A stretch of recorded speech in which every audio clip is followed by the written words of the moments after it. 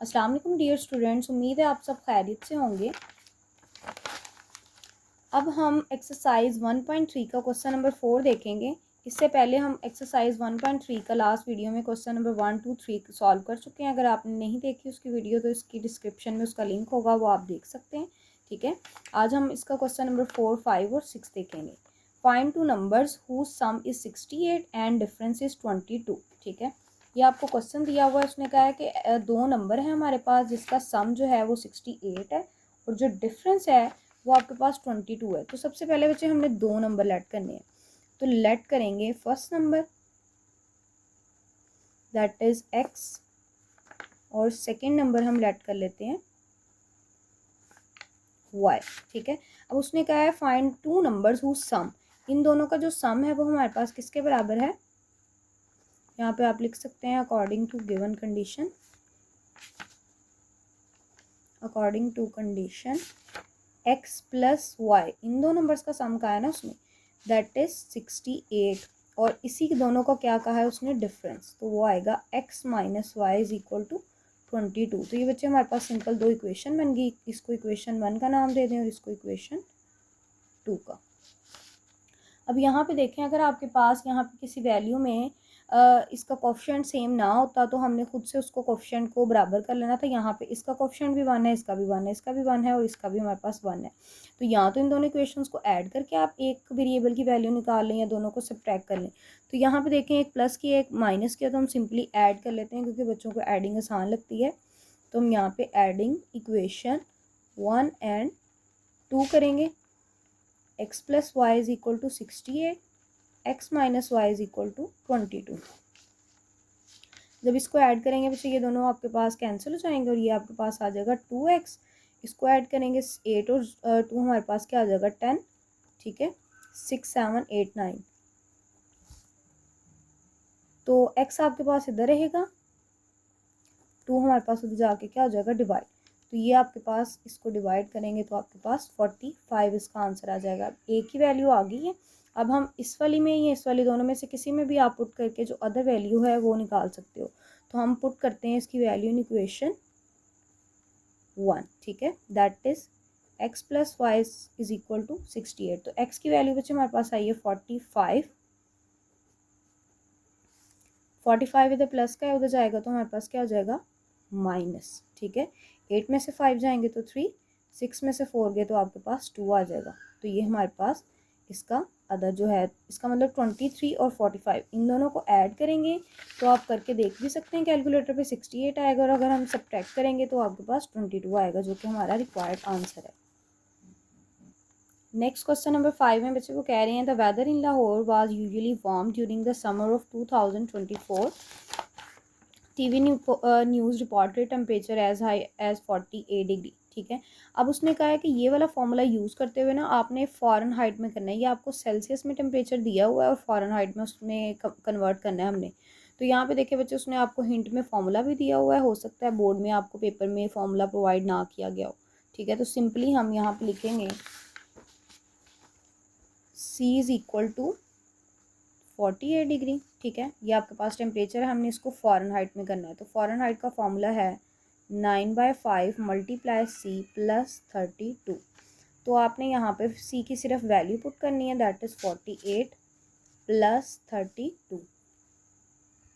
ये देखिए बच्चे 9 को हम 48 से मल्टीप्लाई करेंगे तो आपके पास आएगा 432 डिवाइडेड बाय 5। ठीक है, अब इसको हम सिंपली डिवाइड करेंगे 5 पे तो आपके पास आएगा 86.4 प्लस 32। अब इन दोनों को ऐड करेंगे हम तो 118.4 आपके पास आ जाएगा जो कि फ़ॉरेन हाइट में टेम्परेचर है और यही हमारा रिक्वायर्ड आंसर है। ये इस तरह का क्वेश्चन आपको शॉर्ट क्वेश्चन में आ सकता है। नेक्स्ट बच्चे हमारे पास इसका क्वेश्चन नंबर 6 है। ठीक है, the sum of the ages of the father and the son is 72 years. उसने कहा है कि फादर और जो सन है उन दोनों की एज का अगर आप सम करें तो आपके पास कितना आता है 72। तो यहाँ तक पहले देखते हैं क्वेश्चन को। उसने कहा है the sum of the ages of father and the son is 72। ना आपको फादर की एज का पता है ना सन की एज का पता है, तो सबसे पहले बच्चे हमें उसको लेट ही करना पड़ता है। तो लेट कर लेते हैं father's age is equal to X और जो सन की एज है वो आपके पास y है। और उसने कहा कि इन दोनों का सम जो है वो अकॉर्डिंग टू कंडीशन क्या है, 72। तो हम लिखेंगे x plus Y is equal to 72। ये आपके पास एक इक्वेशन जनरेट हो गई। आगे क्वेश्चन की तरफ चलते हैं। फिर वो कह रहा है 6 ईयर अगो। अगो का इसका मतलब पहले, ठीक है। तो नेक्स्ट में वो आपको बात कर रहा है 6 ईयर्स अगो।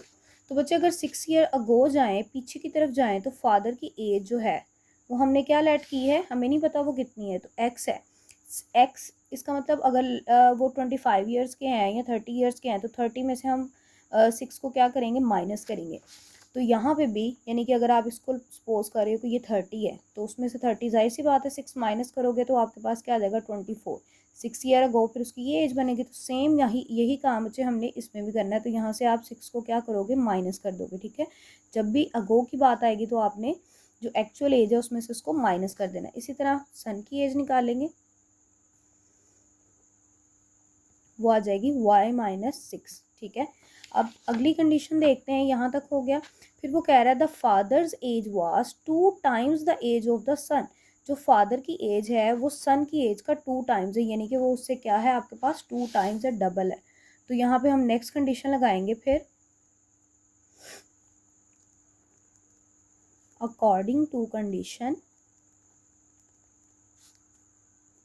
2 टाइम्स है उसकी एज, तो आपके पास y माइनस 6 आ जाएगा। इसको मल्टीप्लाई करेंगे तो ये 2x, y इधर आके माइनस 6 इधर आके प्लस, ठीक है। तो ये आपके पास आ जाएगा -6, ये तो जाएगा तो +6 भी कर सकते हैं। तो ये इक्वेशन 2 बन गई। अब यहाँ से हमने उसकी किसकी एज निकालनी है, उसने कहा है what was the son's age, son की एज कितनी है, ठीक है। तो सन की एज हम यहाँ से निकालेंगे। अभी एक इक्वेशन बच्चे ये है हमारे पास, ठीक है, और एक आपके पास ये वाली इक्वेशन दी हुई है। इन दोनों को हम ऐड कर लेंगे, सब्ट्रैक्ट कर लेंगे। माइनस का है, ये प्लस का है, तो हम ऐड कर लेते हैं। एडिंग इक्वेशन 1 एंड 2, तो ये आपके पास आएगा x plus Y is equal to 72, 2x minus Y is equal to 6। ये कैंसिल हो जाएगा, ये आपके पास आ गया बच्चे 3x। ये हमारे पास 78, x इधर रहेगा, 3 इधर जाके डिवाइड कर देंगे, ठीक है। तो ये आपके पास क्या आ जाएगा, 3 2s are 6 और 3 6 are 18। तो 26 ईयर हमारे पास किसकी एज हो गई, इस फादर की, ठीक है। तो ये देखिए बच्चे x आ गया। x चूँकि हमारे पास किसकी एज है, आपके पास फादर की एज है, और उसने क्वेश्चन में हमसे सन की एज पूछी है, तो y की वैल्यू भी हमें चाहिए होगी। अब यहाँ से हम इसकी इक्वेशन में किसी में भी इक्वेशन में वैल्यू पुट कर देंगे, तो आपके पास जो है वो सन की एज निकल आएगी, यानी कि ये 26 है, तो वो आपके पास सिंपली कितनी हो जाएगी, 20 हो जाएगी। तो जो सन की एज आ रही है वो हमारे पास कितनी होगी, 26 माइनस 6, क्योंकि वो 6 ईयर अगो पूछी है, तो इसका मतलब वो 20 ईयर्स का होगा। That is our required answer. आज की वीडियो हमारी यहीं पर है, ख़त्म होती है बच्चे। नेक्स्ट वीडियोस के लिए हमारे चैनल को सब्सक्राइब करें, हमारी वीडियोस को लाजमी देखें। अगर आपको समझ आती है तो अपने फ्रेंड्स के साथ लाजमी शेयर करें। तब तक के लिए अल्लाह हाफ़िज़, मिलते हैं अगली वीडियो में।